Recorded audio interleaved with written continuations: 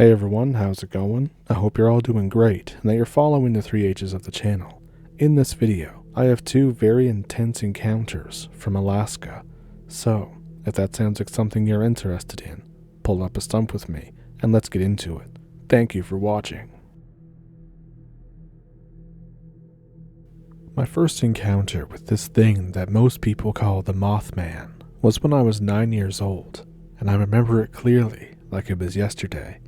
I was walking back from my uncle's place.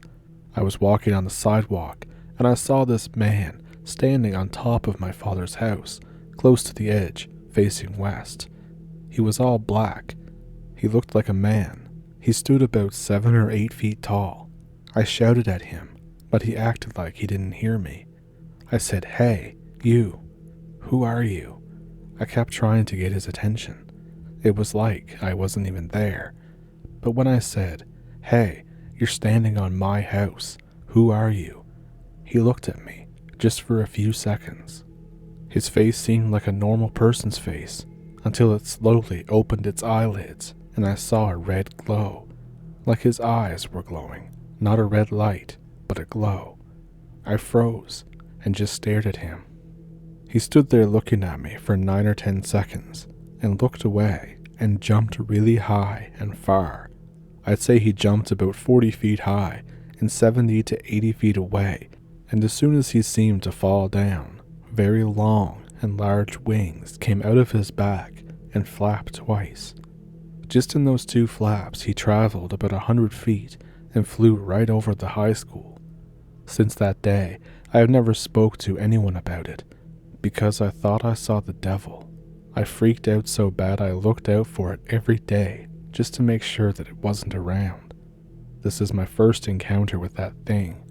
Its body was like a man's, and its face was like a man's too, but its eyes are what makes it so scary and weird. Those wings are very long and large.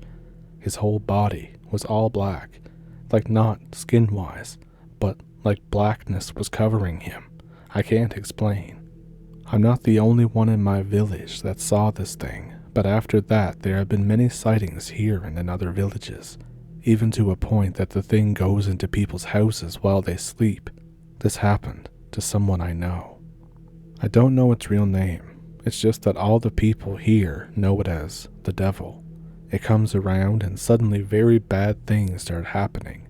Sometimes it just seems to be watching and nothing happens, or very weird things happen. Some people will experience an ability of some sort for a short period of time, and then suddenly they're back to normal. If you ask me, I think the Mothman is not a physical being. I think it's an energy formed from somewhere or someplace else that takes character when encountered by an individual. When encountered by a person with a certain belief system, the Mothman takes on a form according to that person's point of view of reality. That's one theory of mine anyway, to explain its appearance to people. Some people will say it looked like an angel with red eyes.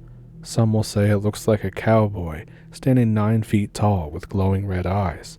Others will say it looked like a 6-foot tall man that can walk through walls.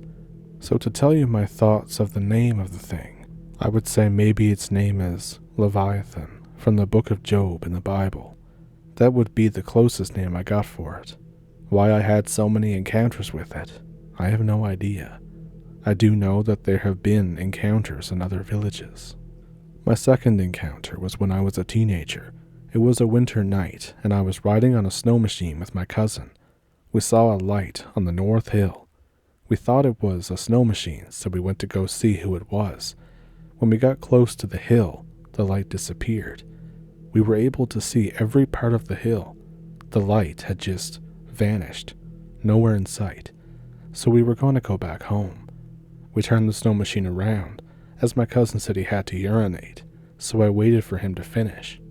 While I was waiting, I saw a black object on the ground, darker than all the other things on the ground. It was getting taller, like something was coming out of the ground. As soon as it reached 7 feet tall or so, it started to come at us, fast. I told my cousin to look at the thing. He started to freak out and ran to the snow machine. He started it and looked back at it. He yelled, "It's getting very close." So I looked back. It seemed to be 100 feet or so away and coming fast. I screamed to my cousin to take off. I was so freaked out that I closed my eyes. We were going at least 50 miles an hour on the snow machine. I looked back to see how far we got from it, but that thing was getting closer. I estimate that it was now about 15 to 20 feet away from us. It was then I noticed the wings, that they were not flapping. It was like this thing was just floating over the ground. I couldn't see any eyes on it. There were no red eyes. It was just all black. I was screaming to my cousin to go faster, but the thing just got closer and closer, like speed was nothing to it. When we reached the village, that thing stopped abruptly and turned around.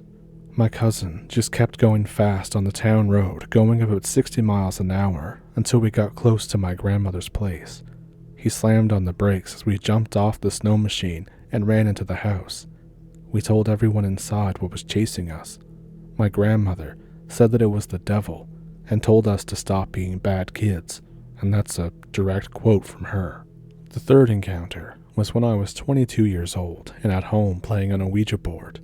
I was talking with the board, and it said that it was the devil, so I foolishly asked it to possess me. It said no. I asked why. It said wrath, so I stopped asking it questions. Suddenly, the room started to get cold, even with the furnace running. I wrapped myself with my blanket, but I was just getting colder. I also felt the need to look through the window, like something was telling me to. I again felt this urge to look, so I got up, went over to the window and looked outside. I saw a man standing next to the steps of my neighbor's house, just looking at me. I could tell he was staring at me, though I thought it was one of my neighbors, so I went outside to talk to him. I called his name, but he never replied. The streetlight was shining on him, but I was unable to see his face, like he was covered in a black cloud or some sort of blackness. I kept trying to get him to recognize me, but received no answer. I took out my Zippo lighter, which I had just filled with lighter fluid and hadn't used it since. I flicked it on to try to see his face, but I still couldn't see it.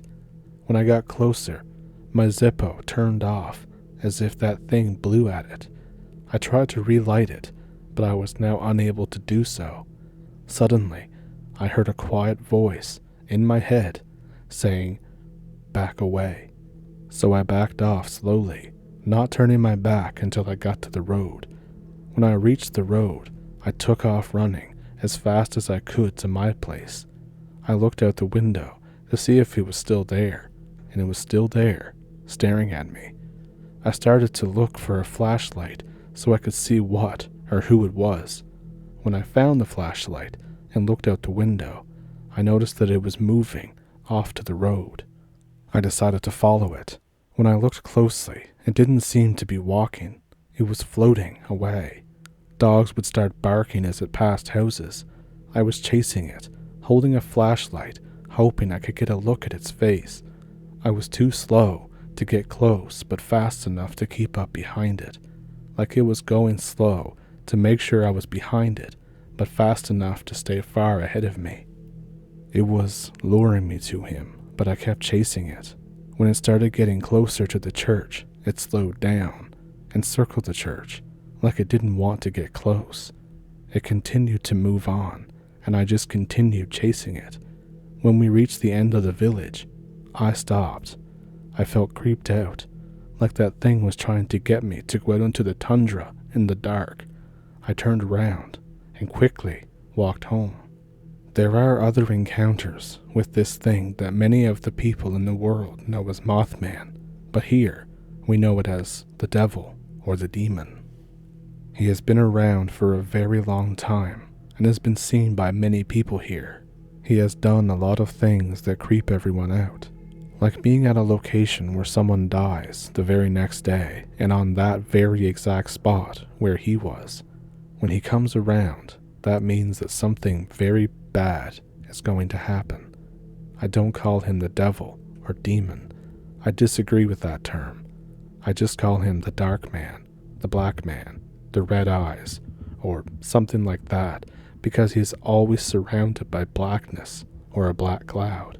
In fact, there was an encounter where a guy was out hunting and saw it with a couple of his friends. They tried to get its attention, but it never responded back. They tried shooting next to it, but he never got spooked by the gunshot. There are many other encounters, but these are not mine, so I can't say exactly what happened. I just hear the stories.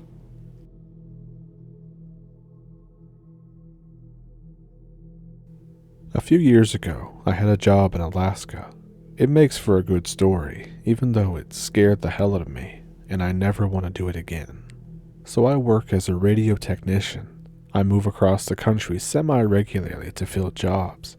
I got a contract to work at an undermanned radio station in Alaska. The flight is paid for, and there is supplies on site.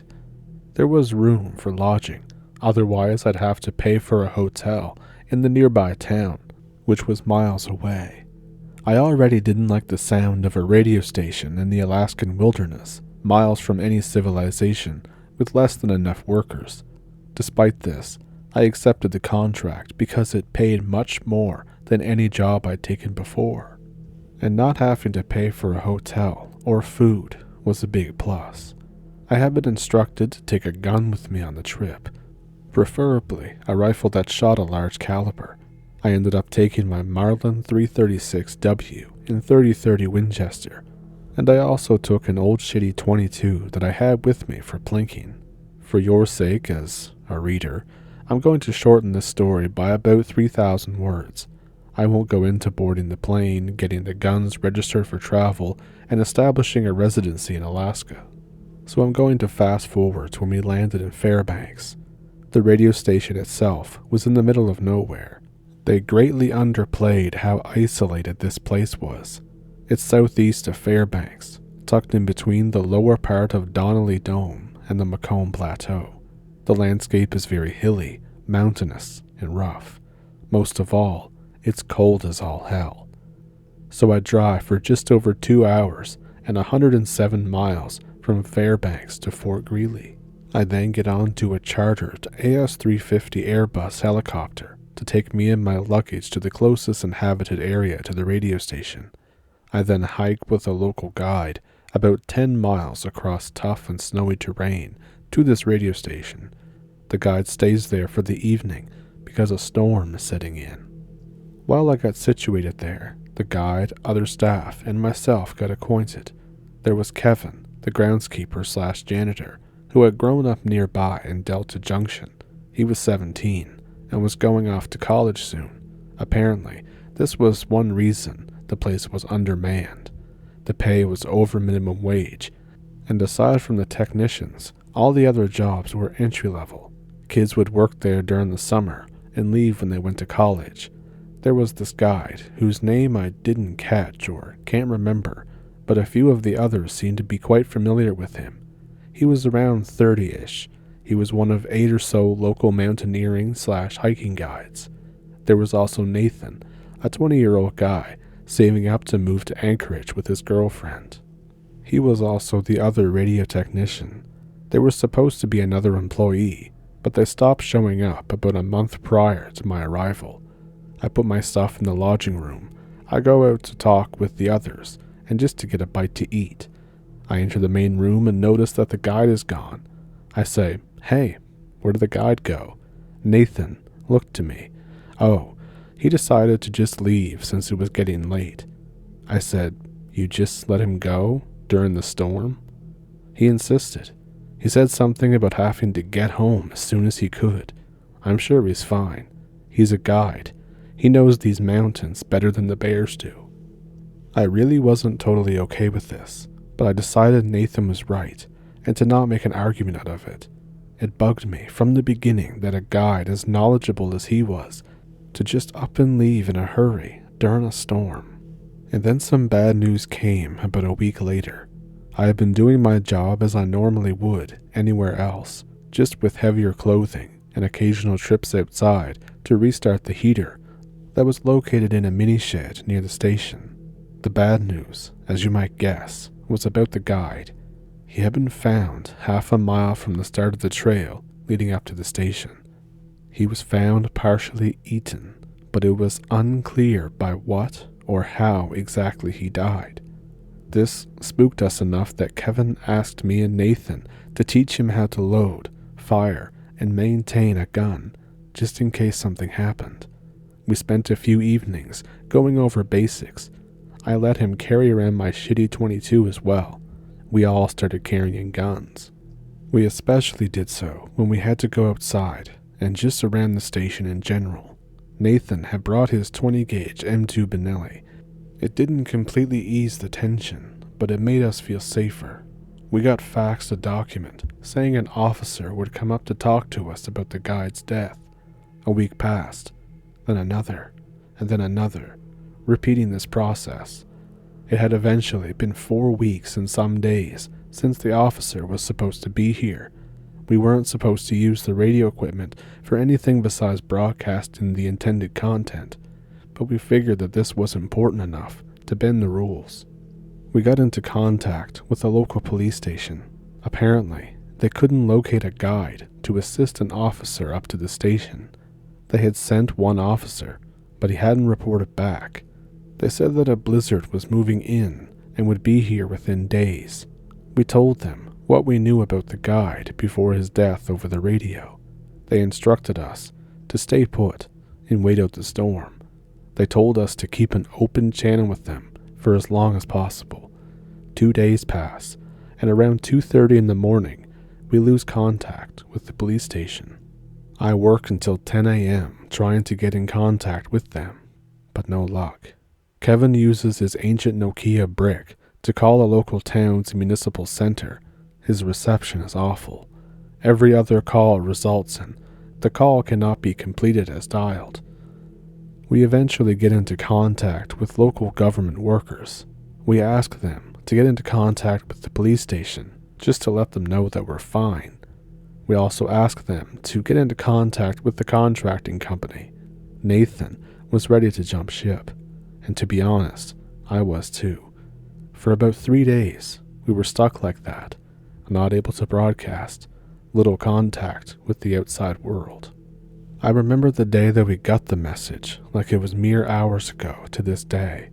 I have been trying to get some sleep during the storm, since we couldn't do our normal duties anyways. I was shaken awake by Nathan, who told me to get up and come with him. When I finally came to my senses, I saw why he was so worried. The power was off, not just the heat, the power. I get up and come into the main room where Kevin is sitting, wrapped in 2 heavy blankets and a puffy jacket. He has the 22 on the table and visibly loaded. "What's going on?" I asked. "The power went out a few minutes ago. We heard something outside too. I loaded your rifle for you." My Marlin was sitting on the table next to a box of 30-30. I say, "What did you hear?" "We heard scraping. It sounded like something was trying to claw itself inside." I said, "It's probably just an animal. It is a blizzard. I'll go out and get the heater running." I went to the door with my rifle in hand. I opened the door. Snow falls into the doorway, and the door is slammed back closed by the wind. I swear audibly. We decided to wait out the storm the best we could, but we had to get warmer. Nathan and Kevin tried to start a fire while I gathered blankets, jackets, or any cloth or tarp I could. I found about 5 blankets in total, as well as a few towels and a tarp. We huddled around the small fire, and about 4 hours later, the power finally returned. We assumed that this meant that the storm had died down a little, so once again, I made my way to the door with my rifle. I opened it, and a bit of snow fell in, but the door wasn't blown shut immediately. I walked out, trudging through multiple feet of snow. By the time I got to the shed, I was very out of breath. I swung open the door to find the heater already running. I said, "F, all that for nothing." I'm halfway back to the station when I feel it. That horrible sensation of being watched. I ran toward the station, and as I neared the station, I picked up on a horrible smell, a musky smell. It was like wet dog and hot breath. And then I saw something. I don't know what it was, but it was just for a second. It looked like something darting away into the distance, or at least out of my sight. I bumbled into the door. I said, "What the F is that smell?" I slammed the door shut, my heart beating. They said, "I don't smell anything. What are you talking about?" I opened the door again. "It must be out here then. Come and smell it." One says, "Dude, close the door. It's cold." The smell drafted into the station and cut off his sentence. Nathan and Kevin began coughing and gagging. I closed the door, thinking it would help.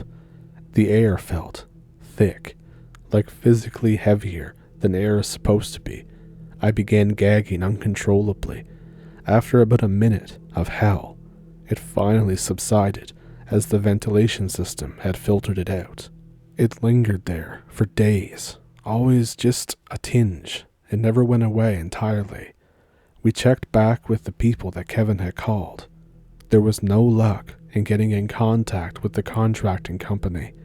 They did help us establish a connection with the police station though. They said that there was an officer that was sent up, but he was still not back and was presumed lost in the storm. We requested help to get out of here. We still had enough food and water for another 2 months. We asked about the possibility of a search and rescue team coming to get us. We only received a one-word response: unlikely.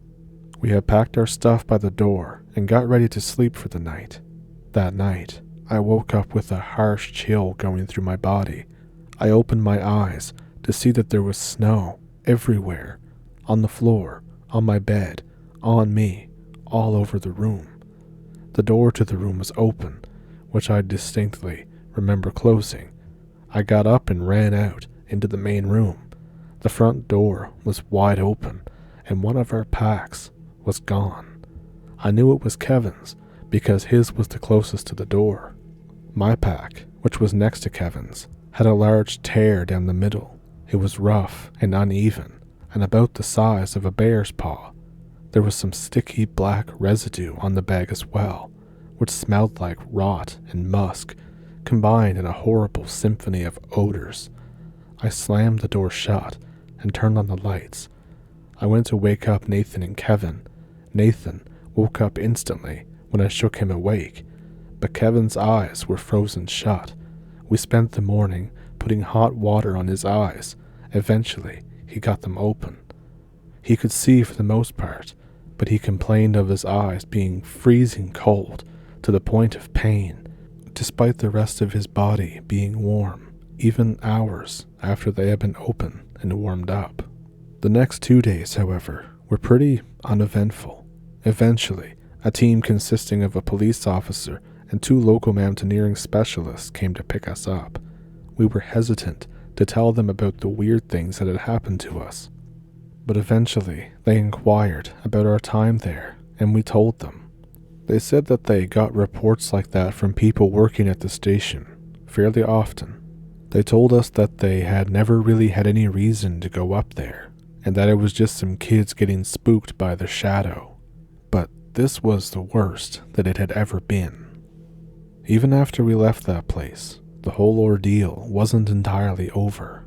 We of course had to speak to the police about everything, mostly about the missing people, but they wanted to know everything else as well.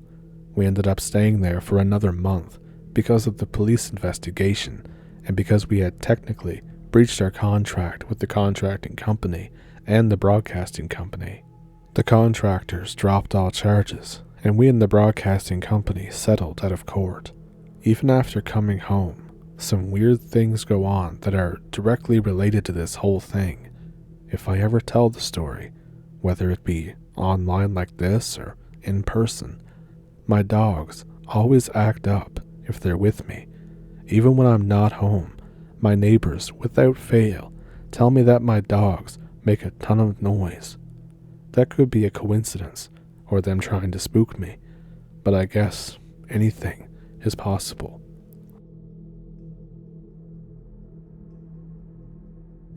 So those two encounters were pretty intense, weren't they? If one of them stuck out to you more than the other, let me know which one it was down in the comments.